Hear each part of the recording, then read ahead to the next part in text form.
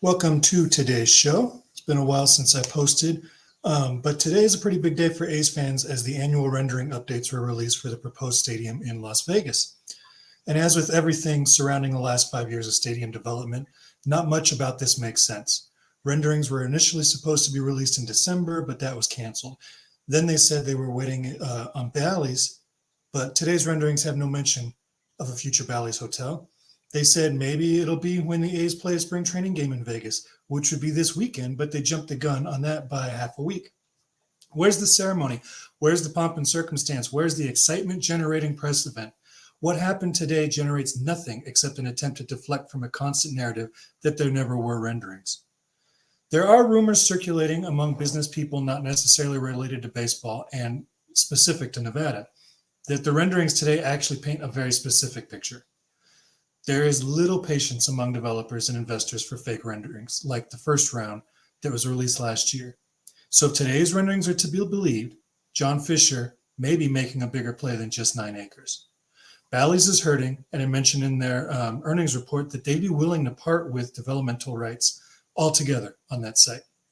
John Fisher, though, needs Bally's to keep those rights or to control them himself. Otherwise, this whole deal is bust because who else is going to give up 9 acres of that property for him? So Bally's needs money and is willing to bail, and today's renderings are noticeably absent of an obstructed view in a hotel. If the A's are serious about these drawings, Fisher is either going after a bigger play, basically doing Howard Terminal Desert Edition, or they just pissed off every developer and investor in Nevada with another meaningless rendering. If he's planning a bigger play and wants development rights, it begs the question of how he's going to afford it and how much a huge business move like that is going to delay things and not open the park for a 2028 opening day. If anything later than that was a deal breaker in Oakland, what's changed? I tend to think that this is another front office misstep, but it's something to keep an eye on and likely complicates matters even more than they already are. And it's worth noting that GAAP earning reports come out in 2 days. And to all the folks who may think that this is a sign of some great forward momentum for the team's move, let me remind you that we saw renderings for Coliseum City and Fremont and Laney College and Cisco Field and Howard Terminal, and none of those resulted in a single shovel breaking ground. As I said to someone on Twitter, if there's a mile left to go on this project, today move the team forward a foot at most. So unless there are 5,279 more renderings still to come, and there very well could be with this group of people, don't read any more info into that than it is. It was an art project generated half-heartedly by AI. If this was the final project that they're really excited about, there'd have been a lot more fanfare. Any fanfare. I mean, these renderings don't even depict a sellout game. One of my guests today, very well may be the reason the A's had to officially announce these renderings on comment-free social media. We've got today Melissa Lockard from The Athletic, who I think, as far as I could see, was the first one to report the renderings today. Hey, how are you, Tony? Yeah, that was purely accidental, but yeah, it's amazing to me that this process has continually included some of the most buffoonery type movement when it comes to business that I think, I don't know, I've ever seen. I mean, if you were going to write a comedy about a business trying to do something, like if this was Veep, I think I had made that, analogy. Like these would be the storylines, and even them, I think, would be a little bit overblown. So to kind of take you back to today, I'm in the middle of doing normal daily work stuff and saw an email popped up in my work email, and it was a press release from the big architect group announcing that they had won the competition along with whoever the other group is that's doing the design to do the rendering. So, I look at the press release, I see the pictures, and there was nothing in the release that said it was not supposed to be announced. And so I just went and, posted some of the stuff on Twitter, assuming everybody else was going to be doing the exact same thing. And then 6 minutes later, so that's a significant amount of time when it comes to, timing for these things, received another email that says that it's embargoed. But you can't embargo something when you've already set it out and then given 6 minutes. So clearly they had some sort of plan to announce it tomorrow, probably with the people that they in the local Vegas media that they had kind of wanted to control the narrative with. But somehow this architecture firm decided to jump the gun and completely messed up the messaging. So, for a while, I think I was the only one that had it out there. Then, Mick posted his, I'm guessing because the A's said, well, we're not going to keep you to your embargo anymore. And then they went ahead and issued their press release probably a half hour after that. So, again, it's just, you're right. This should be a big deal, right? Like they should have had a meeting planned. They should have had a big announcement. And it was weird to get the email just as like an email coming into my inbox. But I also sort of thought, well, I'm not in the Las Vegas media, so perhaps they had sent out other things to those folks and, I just wasn't privy to it. But in retrospect, they just didn't have a plan at all. And that's the kind of, just an amazing thing to think with such something. It's a $1.5 billion project. And it was like somebody did it on the back of a napkin, Well, and it's like, even if there was going to be an embargo until tomorrow, and that could have been a lie too, they could have done that to cover their butt, to buy them 24 hours to cancel the whole thing altogether. But even if there was an embargo, tomorrow doesn't make any more sense than today did. Like it would have made so much more sense at the first game in Vegas this weekend for Cavill and Fisher to have this whole big presentation for the press and everything, and really devote that time where the media was there to doing it then. So like to do it 3 days, 4 days, or whatever it is early, it just didn't make sense today or tomorrow. The only thing I could think is that they were going to have some media coverage of it tomorrow, and then they were going to do some pomp and circumstance thing on Friday leading into the, ballpark weekend, and that this was going to somehow, in their minds, drum up some sort of momentum for, some celebration going into this. But I'll be honest. And again, I'm not in Las Vegas, so I haven't even heard much to talk about this big league weekend that's coming up, right? Like it doesn't seem to me that has received any more publicity than it has the, many, many years that teams have been going to Vegas to do these weekends anyway. So already I don't think they had been leveraging that in a way that you would have thought would make sense.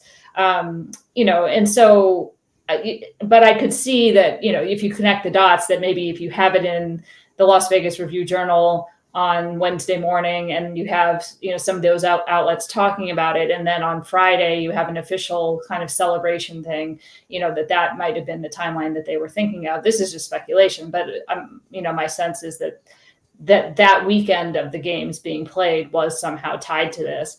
But yeah, 11:46 a.m. on a Tuesday is not necessarily where you would expect. On Super Tuesday. So that's like right, buried in the news cycle. Right, exactly. So yeah, there. People keep thinking, oh, there's some sort of grand plan. I just think it's a lot of people that don't know what they're doing, and it's remarkable that they've gotten this far, where some government has committed $380 million to this project, but there has never at any point looked like there's been a plan that has any sort of certainty or logic to it. Even if you were going to say, okay, moving to Las Vegas makes sense, for the A's, and putting aside all the reasons why that may or may not make sense. But even if you were to buy that, none of the steps leading into that have made sense. I was living in DC not too long before, the Nationals moved from Montreal. And like, this is not how they rolled into the nation's capital, right? Like it's just such a ham-handed way to do it. And, and the funny part was then later on, they send an email out to all people who, are like on the A's mailing list, who are, mostly in Oakland, right? So if you bought tickets, you get these emails. And, it was like, oh, you can get pricing information. Who's going to put pricing information on something that's not going to open at the earliest 4 years from now? Like, Right. Or what will money even be worth in 4 years, right? That's like an absurd thing to do. So, I don't know what's going on. It's just every day this whole thing gets more and more absurd. It's like I've told people before, like when they criticize things, or they try to make excuses for some of the decisions that have been made. And I always say, don't ever attribute something as a bad idea when it could also just be attributed to people with no idea. Right. And that's really what it seems. It doesn't seem like there's a guide map at all with a single decision they've made since the whole parallel paths began, let alone the last year. But I mean, you could go all the way back, and nothing they've done has ever felt like there was anybody in control that really knew what the next step was, and that's not, this is kind of a big deal to move a baseball team and to expand into a new market. I mean, the Nationals are the most recent one, and they already had somewhat of a fan base because Washington was a baseball town at one point. Las Vegas is a brand new market, so this really hasn't been done in a long time. And the whole everything about it, the media markets and money and investors and naming rights, all that stuff is different from the last time that something like this was happening. And I don't get the impression that anybody is really clocking a plan to get it open in 2028 or 2030 or 2045. Otherwise, it would have been done in Oakland if they actually had a plan. Yeah, no, it doesn't make a lot of sense. And, getting back to the idea of it being a baseball town or not, I mean, I think the fact is, no matter what, Las Vegas is a different town than every other place in the country, right? Like, you can't approach a place that's based on entertainment and not be incredibly entertaining. And there's just been nothing that's been entertaining at all about this entire thing. It's not slick. It doesn't, I mean, you think about the way that this would be announced if you were imagining a movie about a Las Vegas baseball team. And you would imagine showgirls, or you would imagine some sort of like billboard thing where it showed up on the Sphere and there was dancing. I mean, there's been nothing showmanship about it at all. And how is that going to compete with, U2 at the Sphere or any of these other things? Like, this can't just be what they've done in Oakland. And, they haven't done anything in Oakland in the 20 years to try to actually make it appealing to the people of Oakland. The only reason the team has had, a fan base of interest is because they've been in spite of the ownership, right? So they're going to have to completely shed their persona in going to this new place where everybody is already better at entertaining people than they are, because that's all they do for a living. And they're not even showing, I mean, they seem to be getting worse at it rather than better, which is hard to believe. So, I don't really know what the plan is. I don't know if at this point he's just going to keep doing things until Major League Baseball is like, listen, you're just going to have to fold this thing and here's some money to walk away. Who knows? I mean, it's so crazy. Maybe he's hoping someone in Las Vegas will buy it from him, and he thinks that there's a buyer that maybe would be interested in taking not only the team off his hands, but also then being able to get in on this strip of land, in Las Vegas. That could be a possibility, but why he wouldn't just do that in Oakland, where there's presumably, buyers already in, unless it's out of spite, I don't know. It's very interesting. That's possible. And it's like, it makes more sense in Oakland just as a valuation of the team. If you don't have the new stadium, which he doesn't have in either place. So if he's looking to bail before 2028, he's got about as much commitment in both cities right now. But you've got that bigger media market, a better TV deal. You're not sharing the market with the Dodgers, who are already established as basically the Las Vegas home team. Like, it would have made, if he is trying to just get somebody to come in and take it off his hands, again, he's doing it all wrong. He's not planning forward. And you mentioned, reinventing it. The stadium obviously is getting a lot. Sydney Opera House was actually trending on Twitter today, which is not a good thing. When you do this big announcement and the trending on Twitter is not Las Vegas A's, but rather the nickname we're giving you out of a joke, that's not a good thing. And the team is desperately leaning into this like spherical armadillo concept. It was mentioned a couple times in their press release. John Fisher told Susan Slusser tonight that he loves it. And aside from being stupid, it's also dumb. And it just doesn't make sense why they're leaning into this so much. Like, Fisher tried to equate the armadillo to the A's in essence, like it's a spirit animal for the team. And it got me thinking. I was like, if I didn't know better, I would think they were like trying to set in stone like a rebranding of the mascot and all that kind of stuff, which is probably stupid because the armadillo is a dumb mascot. But what are your thoughts on all this kind of stuff? Like, are they leaning into it because they're trying to be cute and appear human to all of us, or is this just another like deflection because they don't know how to handle the bad press? I don't know. I mean, first of all, I don't know how you come up with the rendering of the outside of that and not immediately see the Sydney Opera House. Like Right. when I first opened the email, like that was I was like, why is there a picture of Australia in the middle of this press release? So, to suddenly be like, oh no, it's actually this like armor clad, I don't know, are they rodents? Like, I'm not really sure what an armadillo classifies under, but like, is it the rally possum? It got a cape? I mean, it doesn't make it in the architect's, description of it. They talked about it as being overlaid baseball pennants or inspired by baseball pennants, and that was what it was supposed to be based on. So I'm not sure where they pivoted from that like nonsensical description to this like armor-clad desert rodent, but which isn't, I guess, apparently not even native to Nevada. I don't know why they didn't pick like a wolf pack or something. I was going to be snarky about that, but the elephant's not native to Oakland, so I thought I'll let that one slide. At least that's also dumb. If you're gonna rebrand it in some way, do something that actually ties it to the home. Yeah, no, I mean there has been a team. So there was a team in Amarillo called the Armadillos for quite a bit of time in the Independent United Baseball League. And, that made a lot of sense. But like, that's not going to be a Major League Baseball team's name. It's, the elephant was just like a joke that they brought from Philadelphia. It's not even, the name of the team either. Which shows though that the A's have a long history of spite. And so maybe a lot of, lot of what's going on is out of spite. So another thing I was thinking about today, I was trying to draw comparisons because I made a comment on Hal the Hot Dog Guy's post about the giant 18,000 square foot monitor or jumbotron that in those renderings appears to be about 4 feet from the faces of the top row in right field.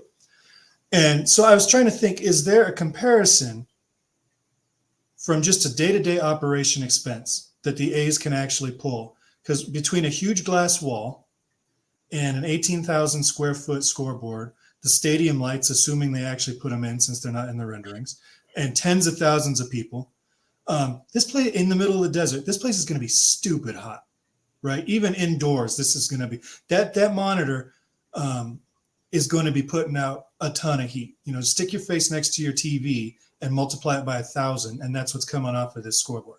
And I was just wondering if you can think of a stadium anywhere in any professional sport in this country where they could actually compare what it's just going to cost just to operate this. Yeah, I don't know. I mean, we actually have talked about the fact that the HVAC has to be, like somewhere, right? Like this thing does need to be cooled down. Mm-hmm. You can't live in Las Vegas in the summer without air conditioning. So somewhere in this whole markup is going to have to be the largest air conditioning units you've probably ever seen because there are so many windows, right? And they're not accounted for there. There's no bullpens, which, I mean, like granted, the original ballpark, when they did those, I think they forgot about those too, which is how they ended up down the side of the foul territory there for a while. But these are fairly big details. The scoreboard thing, it was unclear to me whether that was like a freestanding scoreboard, or if it was going to be like a projection onto a wall, like you were in like a science class in like fourth grade. I was thinking about that. It looks like it's probably built into the ceiling. Because it arches with the pennant. But I was thinking the only way you could do it and not be putting out just incredible amounts of heat would be to do a projection, but then you'd have a beam of light going across the field, right in the batter's eye.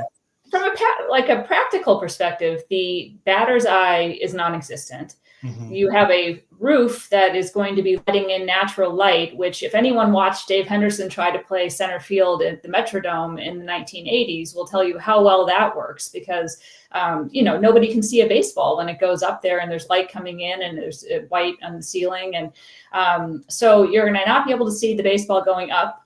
The hitters are not going to be able to see the baseball coming at them. There's going to be weird light. Like if they have one of those monsoon rainstorms, I can only imagine the whole thing is going to be shuddering and raining and weird. Not to mention the other thing that was in the architect press release that I don't know if it got that emphasized in the A's one was that the outside is going to be a reflective metal that at night will reflect the lights of the Las Vegas like strip around it, which I mean, maybe it would look cool, but also I imagine would be an incredibly hazardous thing as you're driving by to be like blinded by this reflective light off this metal thing. Not to mention there's an airport literally right there, which they haven't really necessarily accounted for. And it's why you wonder why you don't see lights, because that's actually one of the determining factors of whether you can even build this, is you need to be able to build something that isn't going to have light going up that would prevent airplanes from coming into that airport safely. So that they haven't shown how that would work yet is a big part of this puzzle that doesn't have an answer yet. Not to mention the fact that, as everybody pointed out, there is no Bally's Hotel in that rendering either. So it's odd. I think I don't know if they were going for sort of a similar thing to, Allegiant Stadium with with football, and it was sort of this like hybrid roof thing, but that's so different with football and the way that you have stadiums set with a flat roof and then the kind of spherical way that stadiums go around.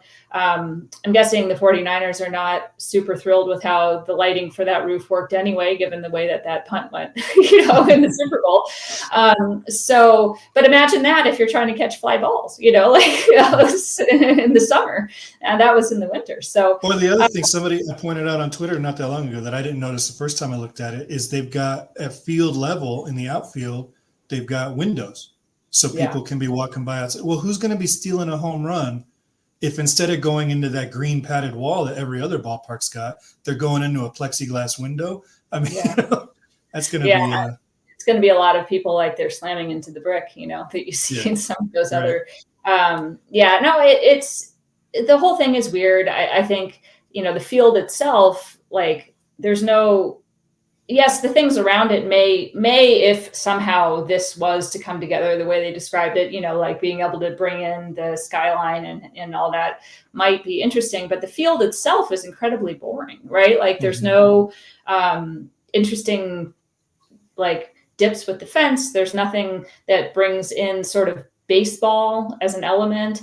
I didn't see anything that would lend itself to being an art museum the way that they had talked about. Not that I ever thought that was a great idea for a baseball stadium, but like that was a feature they talked about. I don't know where that stage was that they were talking about, that they were going to be able to like bring out and have people doing, performances.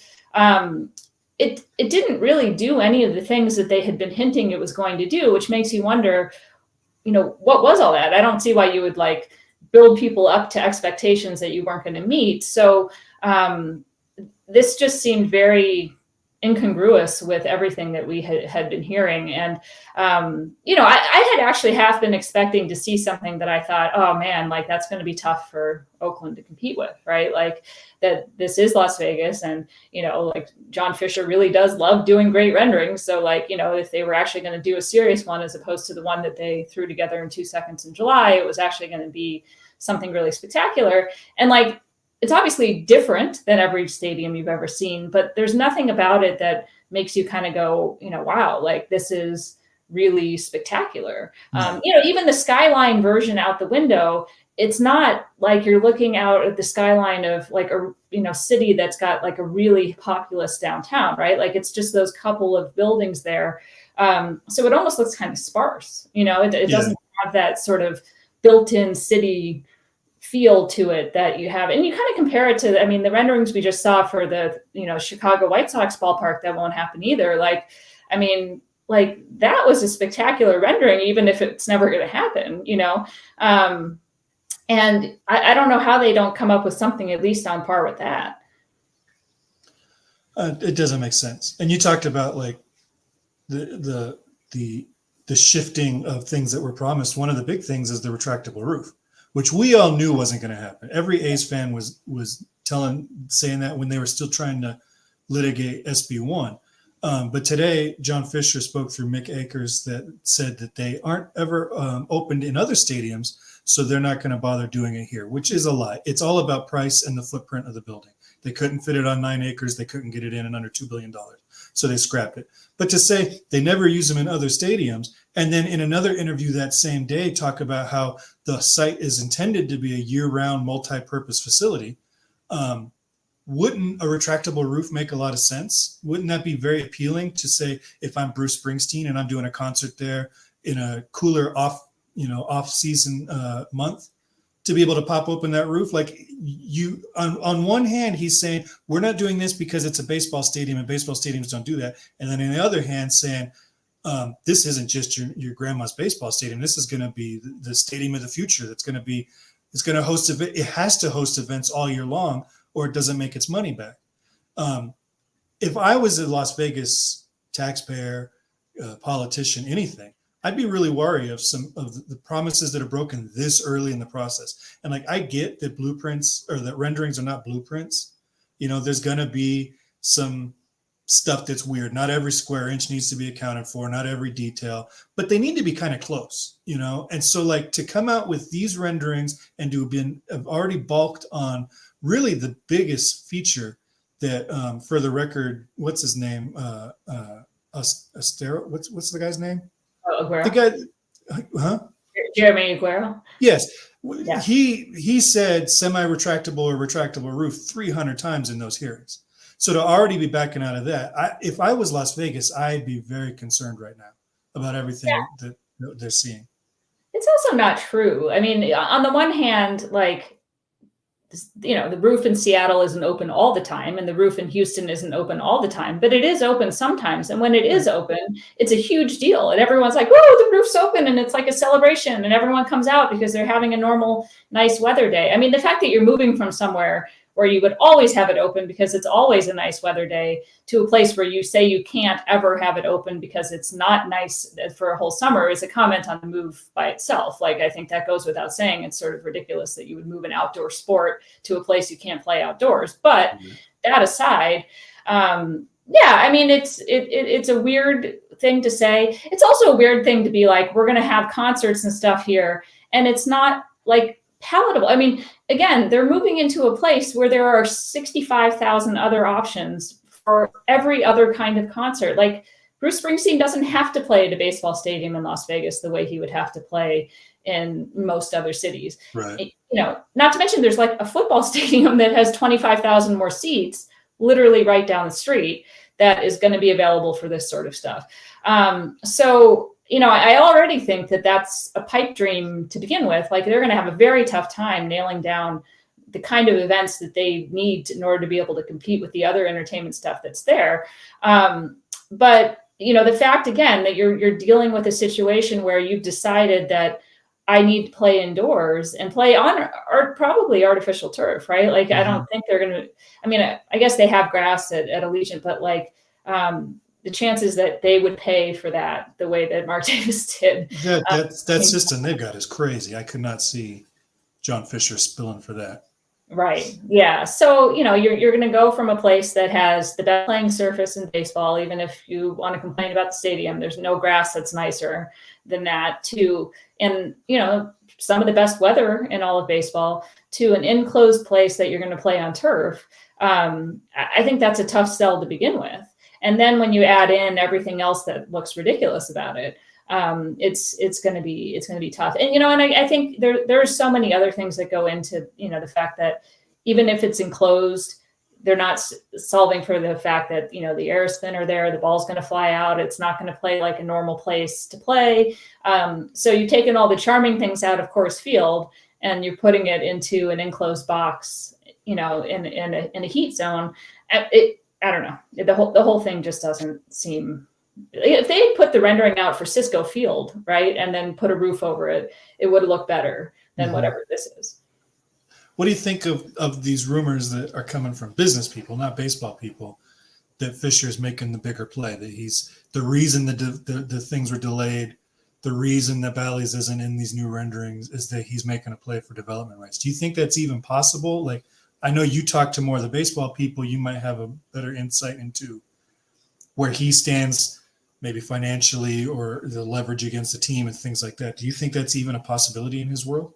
Yeah, I don't know. I mean, I don't have much insight into what his operating income is right now, beyond the fact that he isn't willing to spend any of it on the current team, right? Like, this is a man that if he has a lot of money, he hasn't used it. So maybe he is, but he's going to have to get that money out of the Coliseum, half of it. And, we'll see what, the Alameda County and the city end up with those negotiations. But he's got a lot of money tied up into the Coliseum site that's not getting developed at the moment because, ironically, he's holding it up.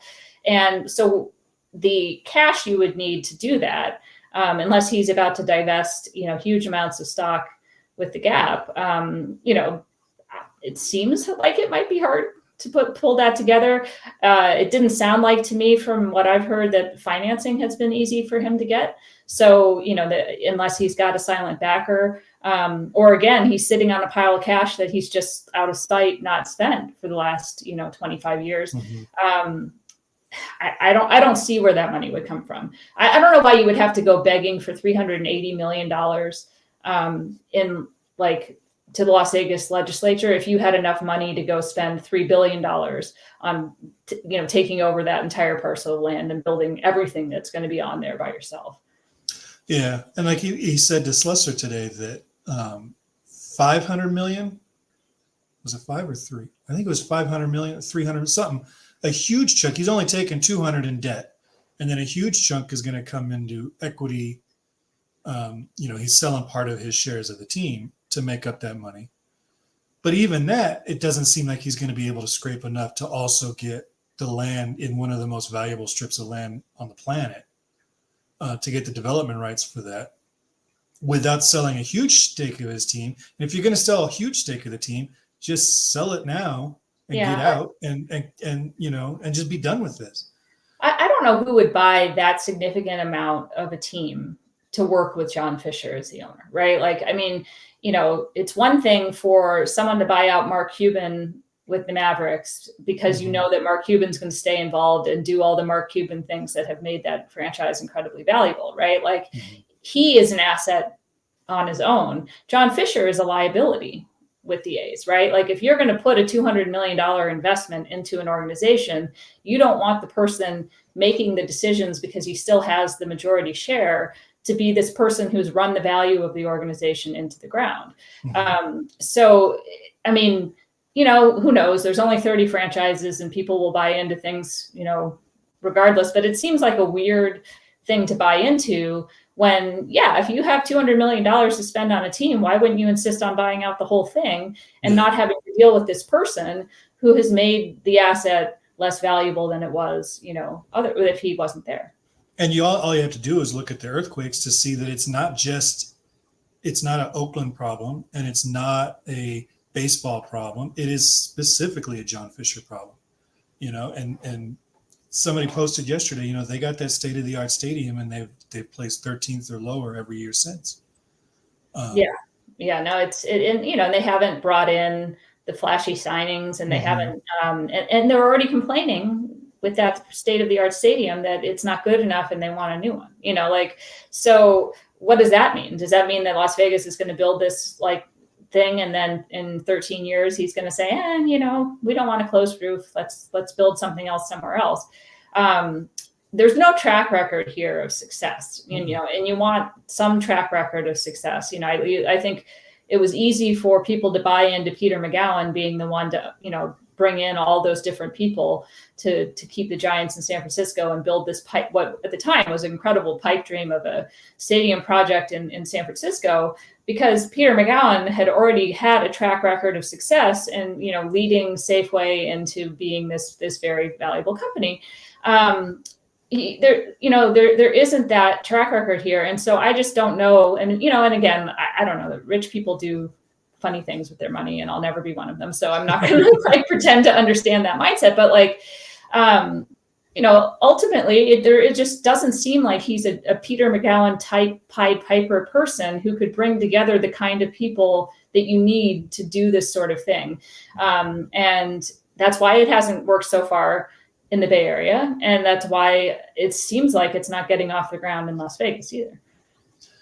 Well, I know that personally, I still put this at 60-40 that they actually move. I just genuinely don't think that there's been as much legwork as they want us to think there is beyond SB1 and two different sets of renderings, neither of which are really realistic. I don't think they haven't swayed me to be like, oh, it's 95% there. You know, it's I think it's a long way to go. People are freaking out over the renderings like it's a bigger deal than it is.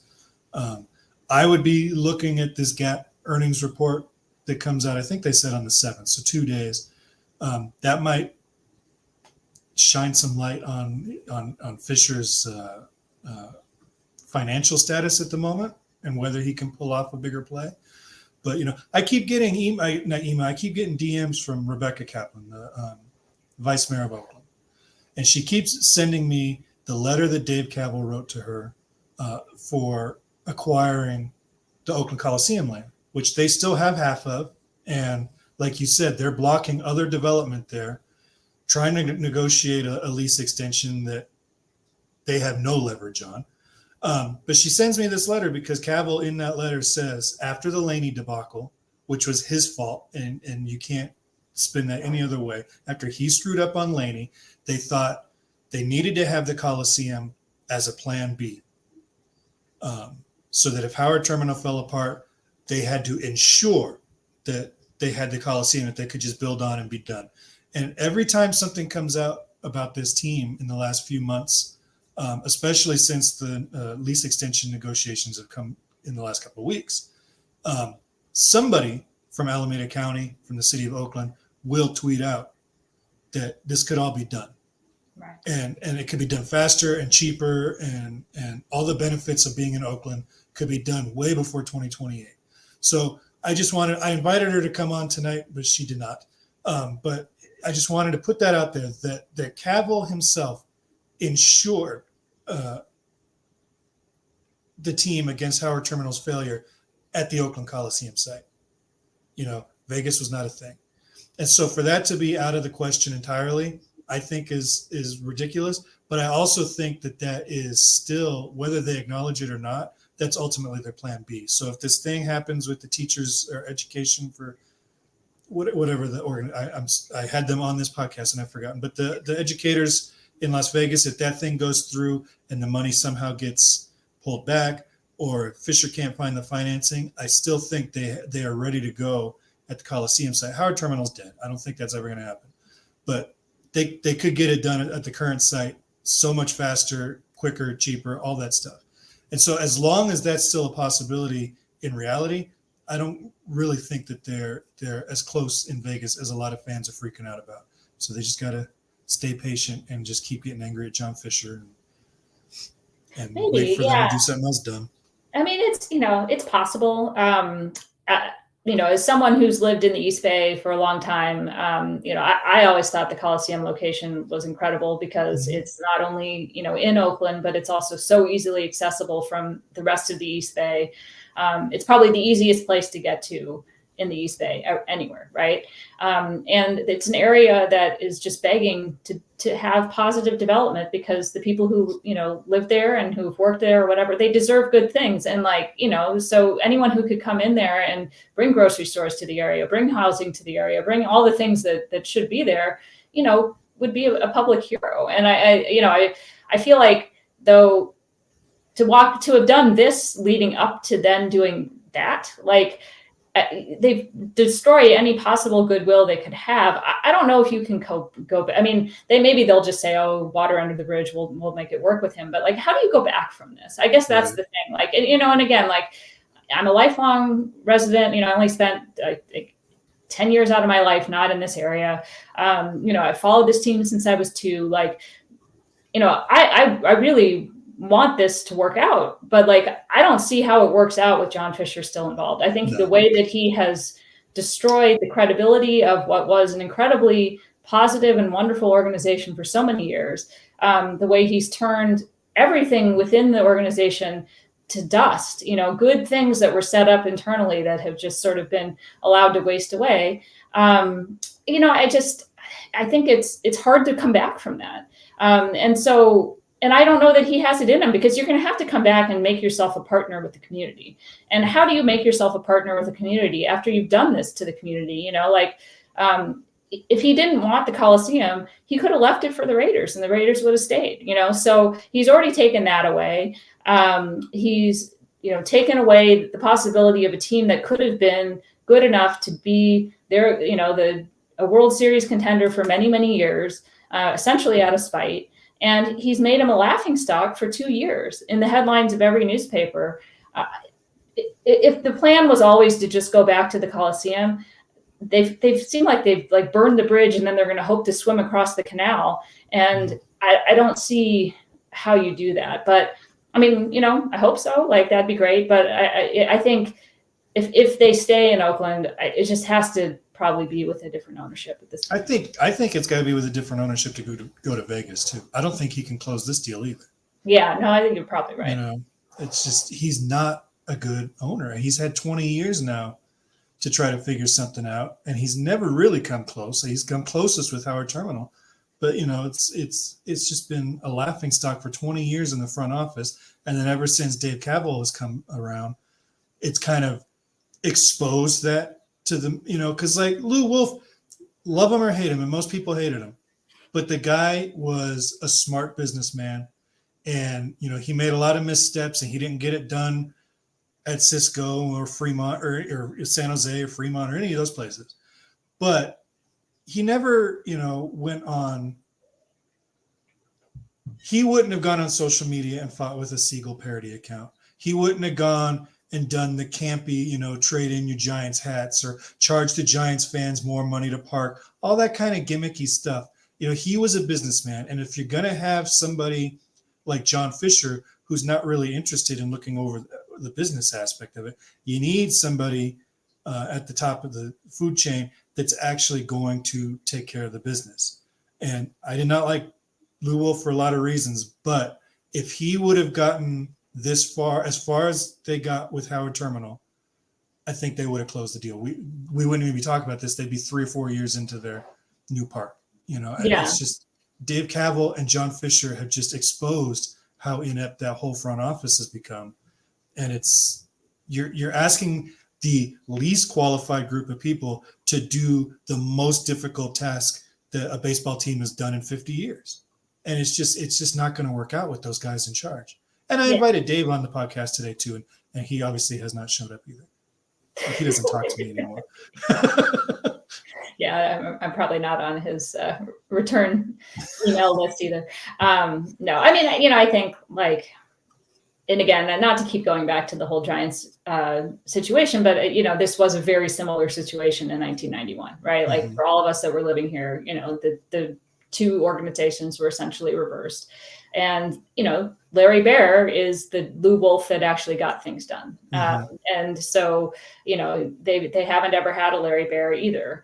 And, that's been, even in the Walter Haas days, they never really had somebody who could do the business at the sophistication that you needed to if you were going to really make this a money-making thing. And that, I don't know that was necessarily the Haas family, like, ethos. I think they were there to just make it entertaining and fun, and to the point that they could still keep funding it. But like, if they wanted to turn this thing into a cash cow, they've just never had the people to turn it into the cash cow. They've had a lot of really good people on the baseball side. That's the remarkable thing. You've got two groups of people that have worked essentially in the same office building for a really long time. And you've got pretty competent people on one side of it, and you haven't had the same competency on this sort of revolving door that's been on the other side. And I think that's been one of the most incongruous aspects of covering this team for all these years, is that, you talk to people that are so smart, but they're just completely separate from the business, in the sense of like, like the business, just like they're handed an edict of this is going to be done cheaply, and they accept it and they go on and they make the best of it. Mm-hmm. And so, but if you had any of the same smarts on the business side, this thing would have been done. That's what I've been saying is Billy Beane made John Fisher, didn't look smart, didn't look like a genius, but he looked like a passable owner. And then Dave Kaval came and kind of canceled that out. So Fisher got by a long time because Billy Beane and his team were so good at what they were doing. But it's like we've always said, if you would have given Billy Beane $100 million instead of $40 million, just imagine what he could have done, So. Yeah, I mean, I think it's also worth noting too that, like, these guys have had job security like no other front office in the history of baseball essentially has. So, it's not that they haven't benefited some from this, Billy included, right? But I think at the same time, and actually going back to Lou Wolf, the one interesting thing is I'd seen a conversation with him over the summer. He had a business talk type thing. And the thing he talked about was when they took over, the first thing that he did was he was like, we need to ensure that Billy Beane, because he's our most marketable asset, remains with the organization. And they got him in with an ownership stake. And so, they did recognize at that time that was something that they could build around. And I maybe it's just this thing took too long. And at that point, Billy had basically essentially, retired. And so it wasn't like he was that marketable asset anymore. And so, but they did seemingly have some plan for how they were going to market this team at that point. And then, but the ensuing years just didn't ever pick up from there. Well, Melissa, I've taken up a lot of your time. You're welcome to stay because our friend Carl, who's known as A's Fan by Design, has a presentation on the whole history of ballpark renderings, all the way back to 1960. He sent me an hour before we started. I got a treasure trove of easily 100 renderings going back to the 60s. So he's going to join us now. If you can't stay, thank you. But if you can, you're more than welcome to. Hello, Carl. Hey, Tony. Hey, Melissa. How you doing? Good. How are you? Good. Good to see you at Fans Fest. That was awesome. Yes, it was great. Yeah. By the way, I was able to pick my background for this, and I figured what better than the proposed, stadium/hotel with the pool. Where am I pointing? Here, the pool on top. This was actually the ballpark village plan back in 2005 that Lou Wolf actually presented to the city of Oakland. So I thought this would be a kind of a fun throwback. I'd actually forgotten also, when you sent all those photos. I'd actually forgotten about the ballpark village because I remember Coliseum City because they've all got these Bluth cute little family development names. But I'd forgotten about this one. Yeah, no, it was.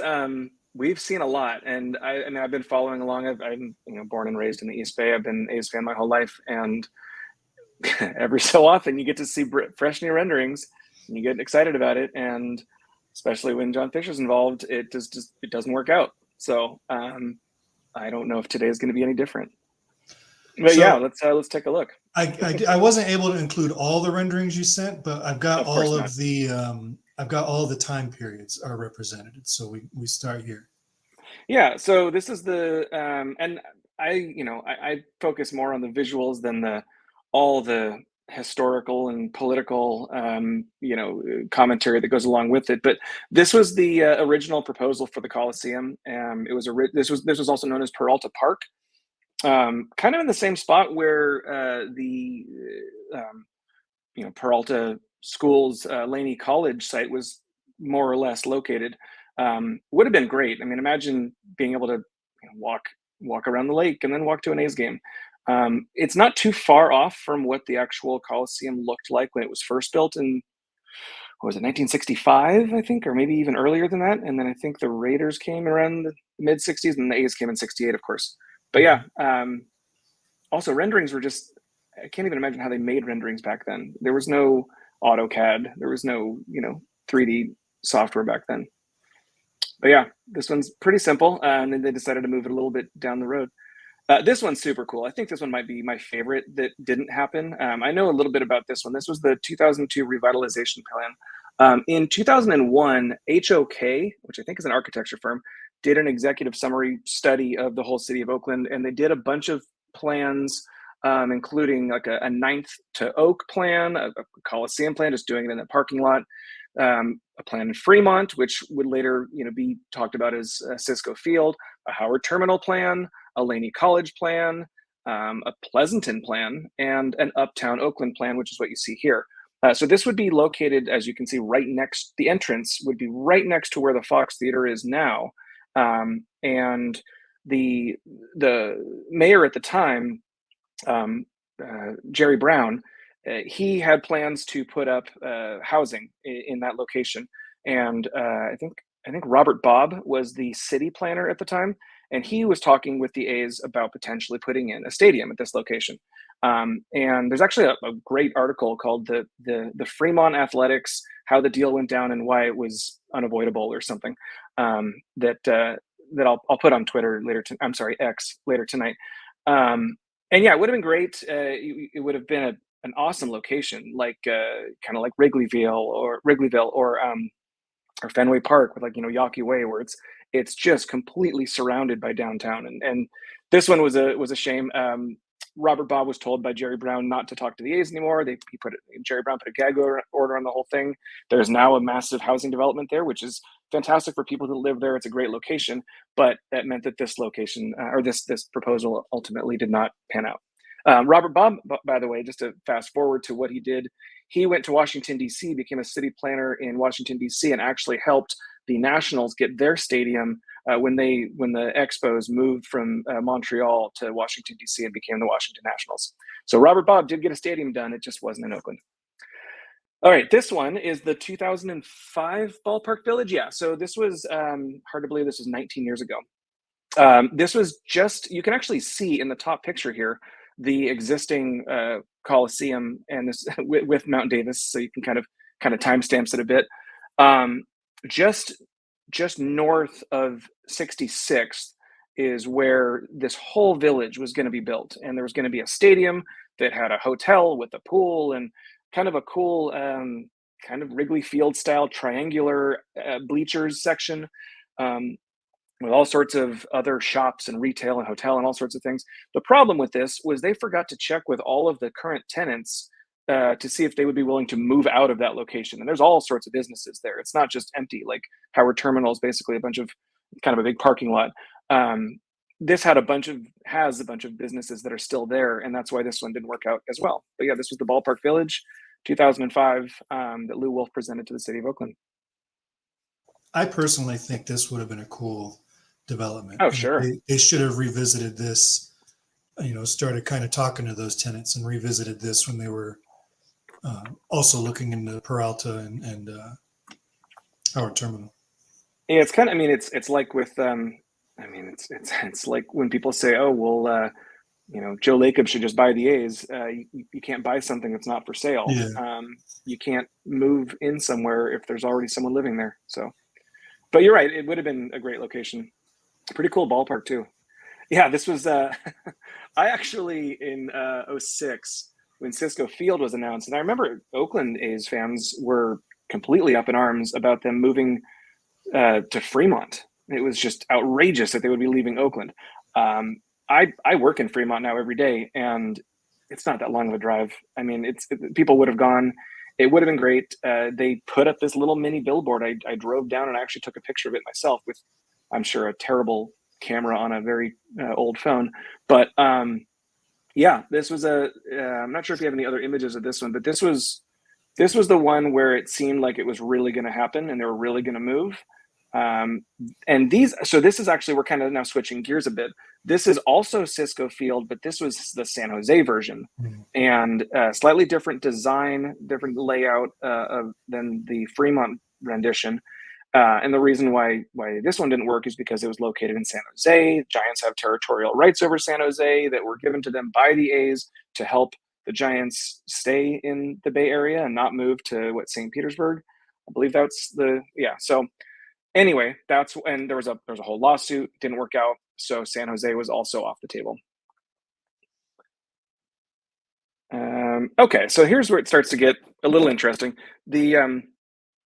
The Raiders at this point, I believe, were also looking for a new facility. The era of and there's a few very different style renderings of Coliseum City. There were some that were drawings. There were some that were 3D. There were some that were kind of more sketchy than others. It was the artists that were employed to make these came up with a lot of different ideas. But I think this was the time when both the Raiders and the A's were looking into a new facility. I think the Warriors were the only ones that were pretty much okay with what they had because Oracle Arena had been remodeled in, I think, the mid 90s, around 90, 95-ish. And so the Warriors were okay, but and so that's why you can see that Oracle Arena is actually kind of kind of the same. But building a new baseball only and football only stadium in that in the existing site was proposed a number of times. And I don't exactly remember what the reason was why it didn't end up working out. Maybe it was because the Raiders were looking for public funding to help pay for their stadium, and they had already used a chunk of public funding to essentially pay for the renovations that were done, Mount Davis and the luxury boxes and all that. And I think the city of Oakland just said, no, we've already gone down this path. We're not going to do it. Of course, we all know shortly thereafter, Las Vegas said, well, we're going to do this hotel tax that's going to give you, I think it was $750 million in public funding to help pay for your Allegiant Stadium, or what is now Allegiant Stadium. So obviously, if any of us were the owner of the Raiders and we were deciding between zero public funding or $750 million, obviously we'd go that Vegas route, which is a big reason why when people say, oh, the A's are going to Vegas just like the Raiders did. No, those are apples and oranges, entirely different scenarios, entirely different from the Warriors going to San Francisco. So people thinking, oh, baseball, sports teams are just leaving Oakland. They're all very unique situations. And obviously the A's situation makes the least amount of sense of the three.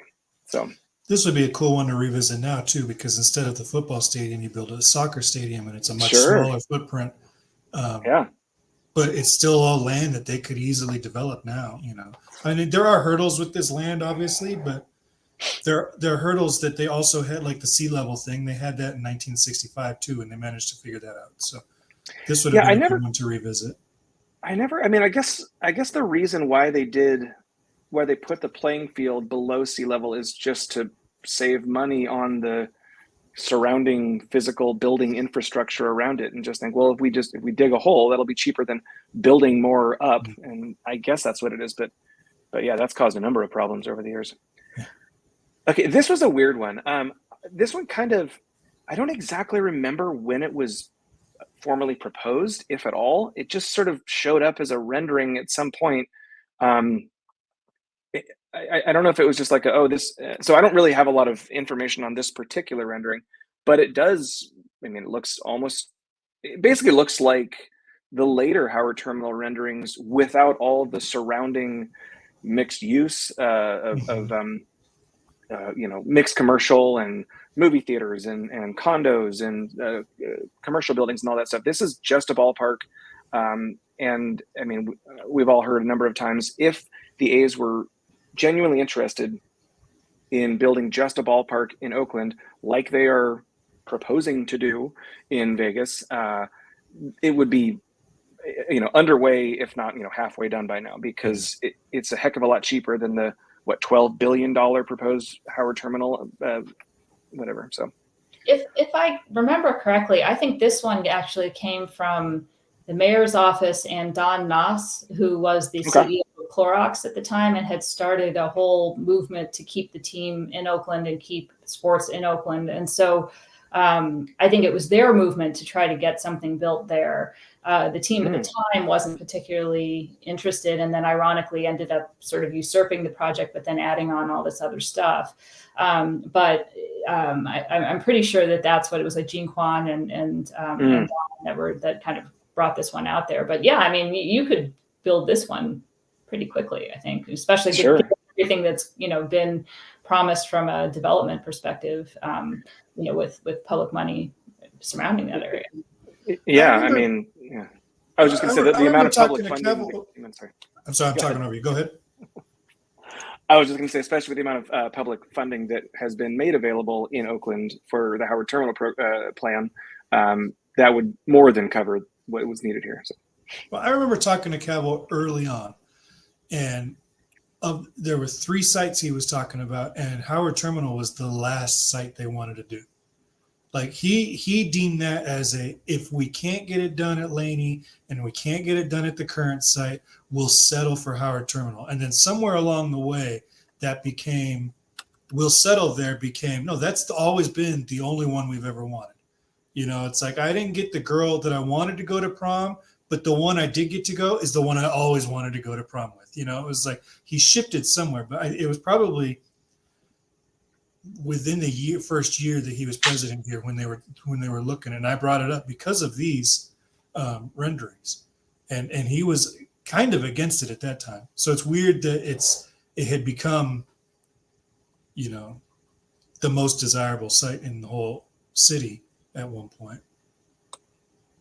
Yeah, and Melissa, you were right. That was I found an article on athleticsnation.com, December 16th, 2013. And yeah, you're right. It was Gene Kwan and Don Naus.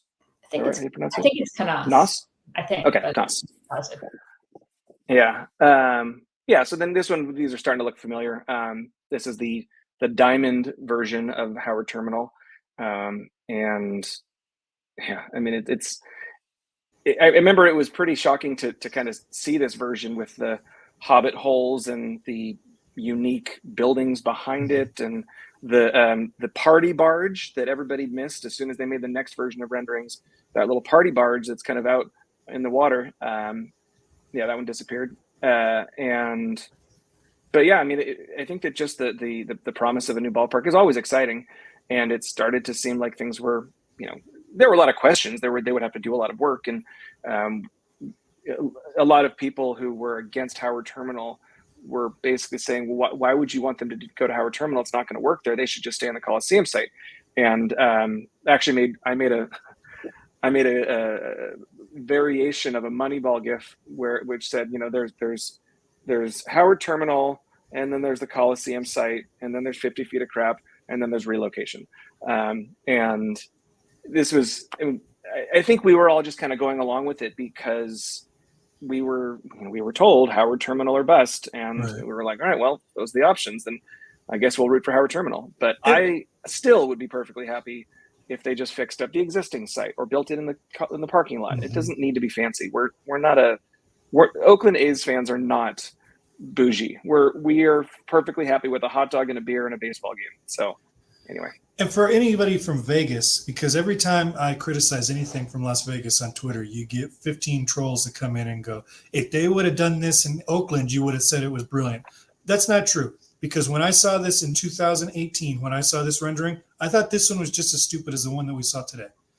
Right? I did not like this. I would have been fine with the stadium. And obviously I wanted them to stay, but I did not like this rendering at all. I like future Howard Terminal renderings. But this one, a lot of us made fun of this one for being kind of dumb with the holes and the weird rooftop garden and that stupid hotel building. I'm pointing at the screen like you guys can see. Yeah.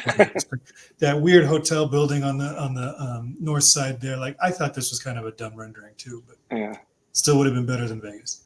And then we have that same year. Still no batter's eye in that one too, by the way. That is the one thing they've never had a good batter's eye. So developers hate renderings with batter's eyes. I know. I mean, they're gonna this team is gonna hit 183 for the rest of its existence. Not according to the scoreboard. It looks like all the A's are batting over 300. Yeah. So this is the proposed plan for what would happen to the existing Coliseum site. I mean, I can't imagine the amount of work that would go into tearing up a massive parking lot and putting in grass and hills and, cleaning up that river. We've all seen that river. Holy cow, it's never been that blue in the history that I've known it. But yeah, this would be interesting, and turning the existing Coliseum into essentially a park. I mean, I don't really know. I don't know. This was just kind of, I think, one of those. I think this was maybe part of the deal when Fisher and Cavill bought half the Coliseum site. They said they were doing it to keep the A's in Oakland as a backup plan. And then, of course, when they announced their plans to move to Vegas, people were asking, well, then what the heck are you doing with the Coliseum site? And they're like, oh, well, we were just investing in Oakland because we believe in Oakland. It's like, come on. Oakland A's fans keep receipts. I mean, you can just check Twitter. It is riddled with, oh, well, this didn't age well, or you said this, and now you're saying that. And anyway. This is one of those things that never would have happened, though. No. Just what we need in a drought area, too, is a whole lot. Like, this is one of those things that... Those are succulents, Melissa. Those are all succulents. Howard Terminal opened in April. It's desert landscaping. If Howard Terminal had opened in April, they would have sold off all this in May, and you never would have seen anything like that. Totally.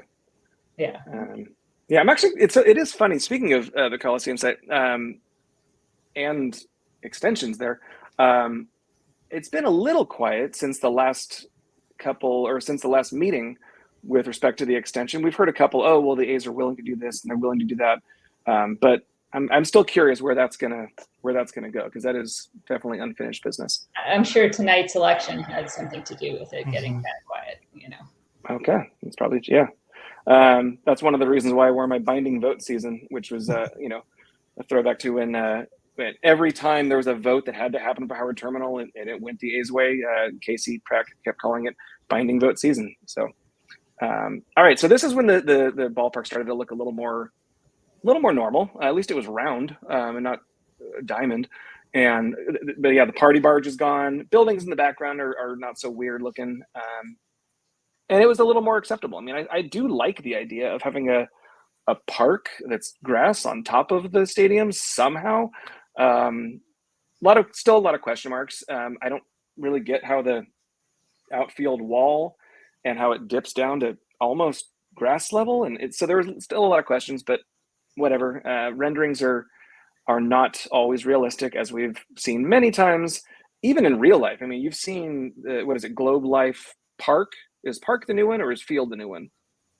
Is it? I think it's the. They are so interchangeably boring that I don't think. I know, right? I think the new one is Field. Anyway, whatever the new one is. Yeah, it looks like a combination of like a Cybertruck / barbecue grill. And the renderings definitely looked a lot better. So you're supposed to take these with a grain of salt. It looks like the largest Costco warehouse. Yeah, totally. Yeah. I know. Oh yeah, the gondola. Who didn't want to ride down? What is this? 12th Street? Is it 12th Street? No, those are the other way. This is Broadway. I think it's Broadway or something. Oh, no, Washington Street. So it literally says right there, Washington Street Tower. So you could just take Washington Street in a gondola all the way down to Embarcadero, get off and walk to the ballpark. There's a really cool video actually that they made. Another pie in the sky, never going to happen kind of thing. But I mean, sure, it generated some excitement. And it's worth noting that we're at this point in the A's rendering history. We're now getting, instead of this is the rendering for 2018, this is the rendering for February 2018, because now it's getting to be commonplace. Here we are, February 2021, and that's not going to be the only rendering in 2021 even for Howard Terminal. I mean, that's the gondola has now moved to Dodger Stadium. Mm-hmm. Right. Yeah. Yeah. I think just like the monorail, it's going to show up everywhere. Like the Springfield monorail. So totally, mono means one, rail means rail. Yeah. So February 2021. This is when they really were kind of finalizing their plans. And you talk about how there are a lot of renderings for Howard Terminal. I mean, if you're comparing just for a second Howard Terminal to the Tropicana site, the volume of time and renderings and meetings and design reviews and so many layers of renderings. This is the transparent 3D model view of Howard Terminal. This is the one that explains why the pathway resembles the Oakland tree. This is the one that shows the eating area, the shopping area, the exterior, the interior, all these different areas were thoroughly considered. And everything that's coming out of Vegas is just so haphazard and totally AI and unrealistic. And I mean, it's Melissa, you rattled off actually a really solid list of all the problems with the renderings that came out today. And I mean, obviously the biggest ones that it's way bigger than 9 acres, not even close. There's no hotel casino. And on January 24th, Mick Akers posted, John Fisher quoted as saying, oh, well, the renderings were delayed because the A's are working with Bally's and GLPI to include the resort in the renderings. That's why they're taking so long. So the fact that they came out today with 0 hotel just, once again shows the credibility that John Fisher does not have.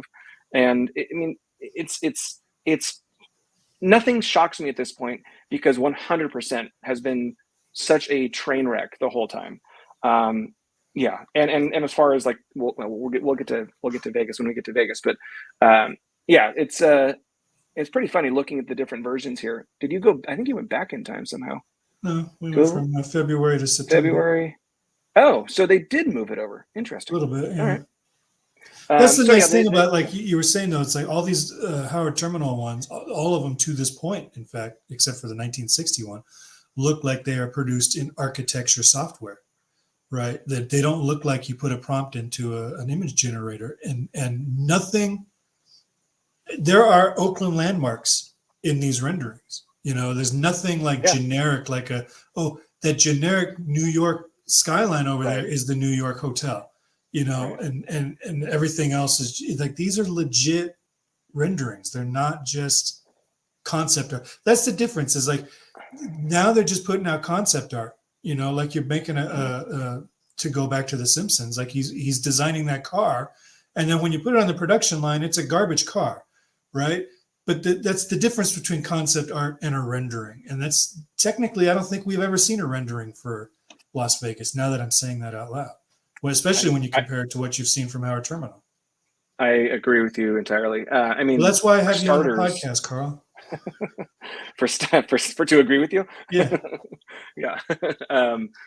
I mean, for starters, all the people in the Oakland renderings have two hands and a hat that looks like a hat, and it's not like a bill coming out of a forehead with no hat. And I don't understand why there's nobody on the field in Vegas in green or gold. It's white and red, and it's just so bad. Yeah, so this is the kind of shot. You can see the Stomper statue right there on the right side. Some cool trees, and it just looks so realistic and so And this carefully is the figured third out. rendering release of 2021. Yeah, that's true. There was February, there was the design review in September with a couple changes, and then there was December 12th. This is or coming December. out of the pandemic, so Yeah, things so are we starting all to had be so much time on our hands. I mean, Yeah, like I our know. sourdough starter and our Right. renderings that were Right. together here. Virtual game nights. Yeah. Right. So yeah, I think that then now we get into the comical side of the program. Yeah, I mean, just so ridiculous. I mean, we all know that these were built. These were generated to get money from the legislature. Oh, yeah. That's all it was. They had to show them They something. used Oakland's field, for crying out loud, in one of those pictures. Yeah, the foul territory, 100%. There's no resort here. It covers the entire 35-acre site. They said it would be a retractable roof, which we were all like, wait, what? How's that going to work? And I don't even know what structure they were trying to propose with that arc thing, which I don't think the airport would allow that. Not to mention the current fictitious rendering that came out today. I don't know if the airport would allow that either, because Well, that's it's the thing right with next to the runway. That's the thing with the renderings, is that you kind of need to put them into scale, and nothing they've done in Vegas. It's like that little arch there is bigger than the MGM. You know? Like, it's not. There's no way. Whatever. Yeah. Yeah. So this I'm is done with these fools. I know it's. I mean, there's just so many issues with this thing. I don't know what there's more questions than there are answers, and that's been the case the entire time. This whole process, it's been more questions than answers, and we're way late in the game to be at this point. To the fact that we were like, okay, well, there's no renderings, there's no financing plan. Okay, now we have renderings, I guess, but I mean, as we all know, renderings are, from the history of the A's, we know that renderings don't mean anything. They're pictures. They're pretty pictures to get an idea across. That's it. And so, sure, we can say there's no renderings and make it a big deal. But now that we have them, or have whatever these things are, obviously the much more substantial problem here for Fisher is, as you mentioned, Melissa, the financing seems to be a major problem. And I don't know. I'd like them to stay in Oakland. I as you said, Tony, Howard Terminal is probably dead. It doesn't look good for Las Vegas either. And with other cities, like, I mean, Salt Lake City is moving fast, and they're getting all their ducks in a row real quick. They have $900 million for baseball, $900 million for hockey. I mean, that's just crazy. They could actually swoop in, and the A's could just go there, which would be unfortunate. But yeah, it's interesting how this stuff is going to play out.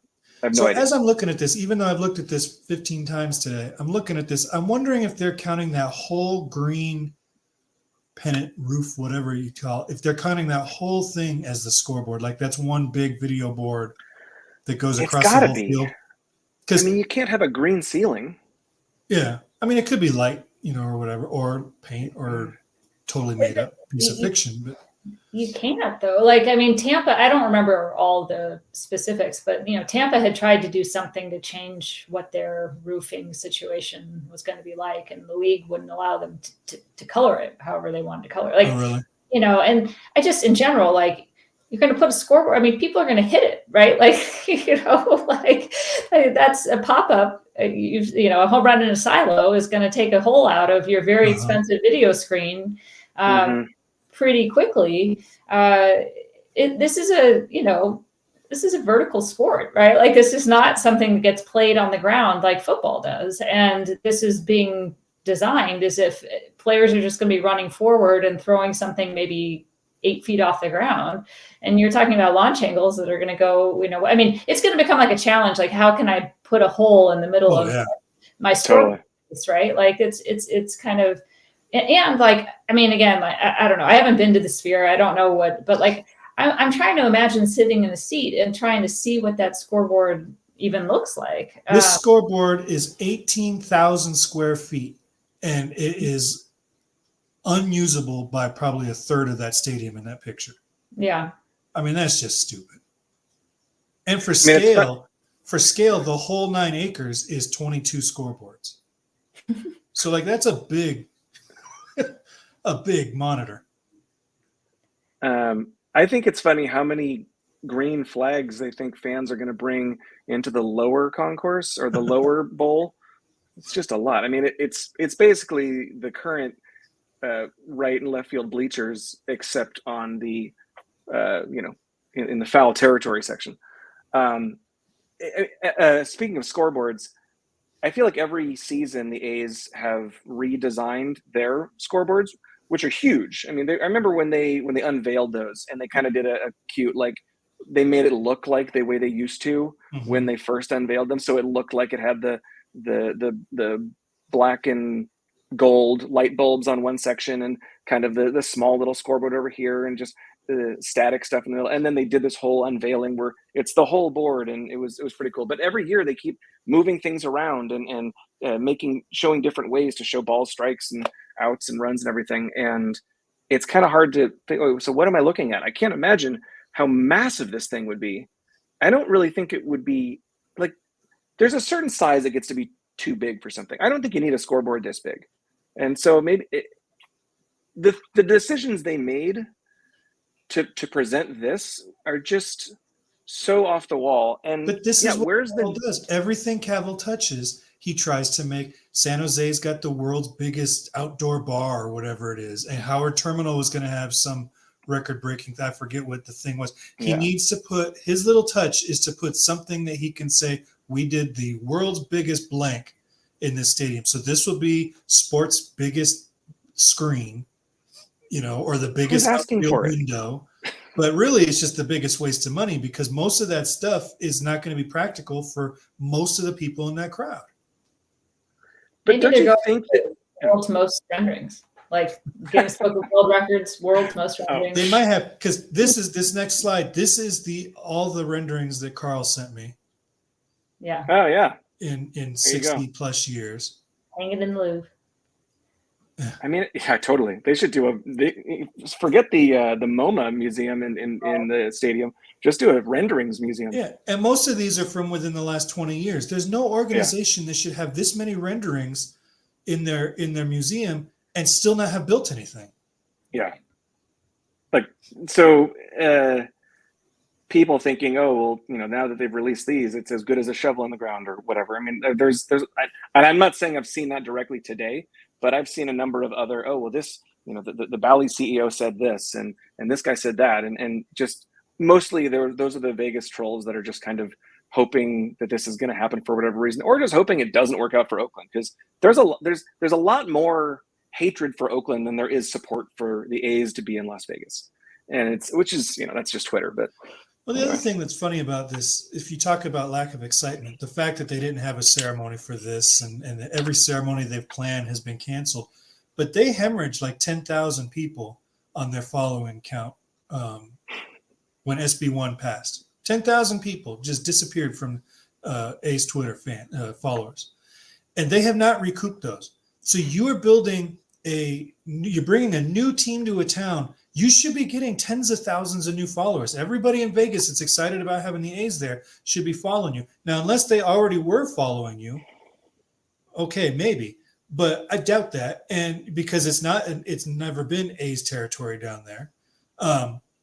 But the fact that the only increase they've had has been largely bots. Somebody put out a thing recently where they just showed all these bots that have suddenly started following the A's.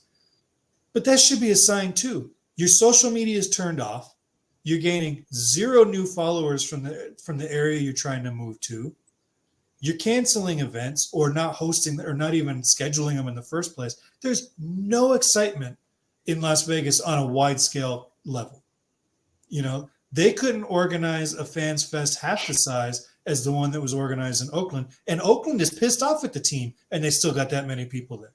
You know, so it's so short-sighted, and I think this is so bad for baseball and everything.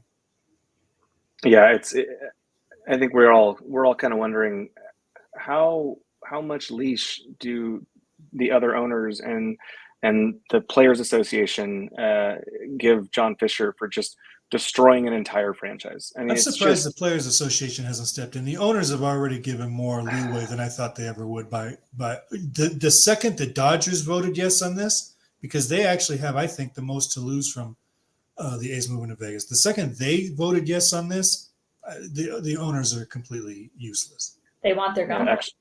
Yeah.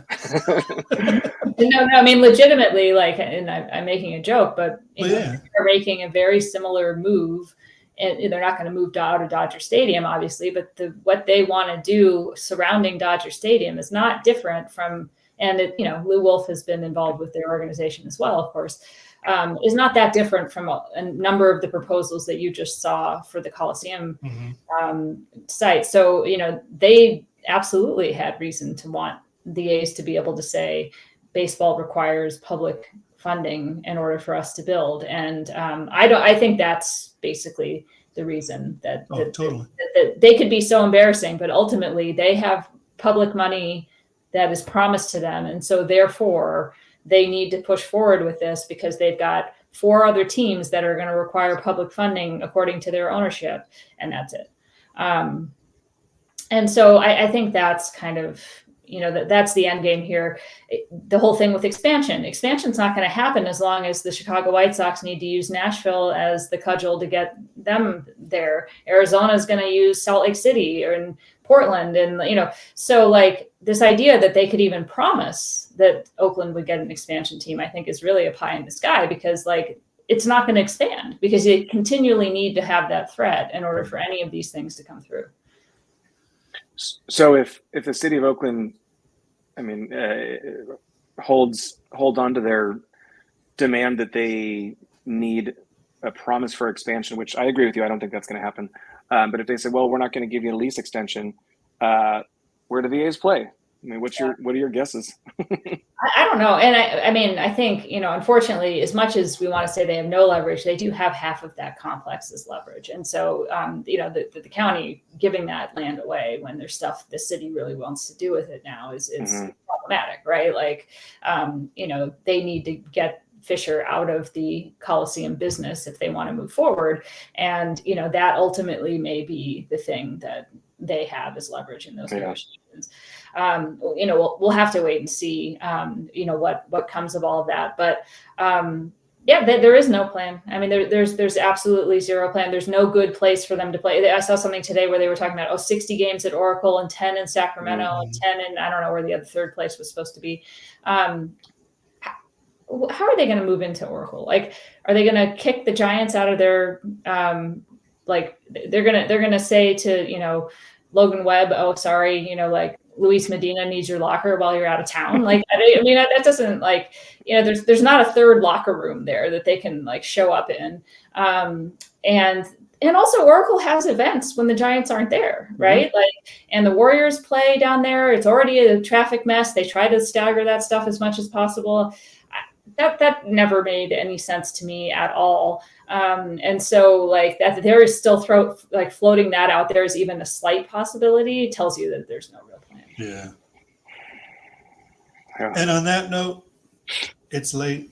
We've talked Yep. for a while. Thank you both for coming on. I hope you'll come on again sometime, Thanks for hopefully having me. with better news. But thank Yeah, you, thanks for having me, Melissa Tony. and Carl.